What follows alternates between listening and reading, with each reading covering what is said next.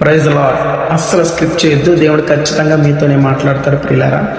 మనం చాలా సందర్భాల్లో మన జీవితంలో ఉన్న కష్టాన్ని బట్టి కురింగిపోతూ ఉంటాం, దిగజారిపోతూ ఉంటాం.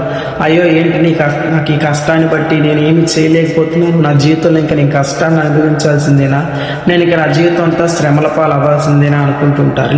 లేదండి, దేవుడు మిమ్మల్ని శ్రమల పాలు పెట్టడానికి కాదు ఈ లోకంలోనికి ప్రవేశపెట్టింది, నిన్ను క్రైస్తవ జీవితంలోనికి పిలిచింది.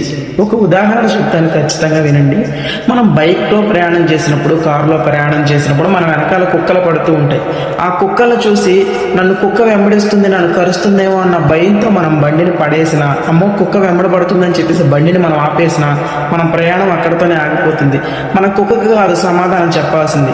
మనం ఏ గమ్యాన్ని అయితే చేరుకోవాలో వెనకాల ఎన్ని కుక్కలు పడినప్పటికీ కూడా మన గమ్యాన్ని మనం చేరుకోవాలి. కుక్కని చూసి నువ్వు బండి ఆపినా, కుక్కని చూసి నువ్వు బండిని పడవేసుకున్నా సరే నువ్వే శ్రమంలో పడతావు.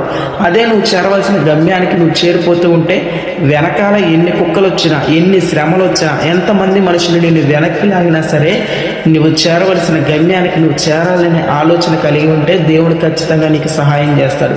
నీ శ్రమలు అంటావా, దేవుడి మీద ఆధారపడి నీ ప్రయాణాన్ని నువ్వు సాగించినట్లయితే కనుక నీ జీవితంలో కూడా దేవుడు ప్రతి ఒక్క శ్రమని తొలగించడానికి సిద్ధంగా ఉన్నాడు.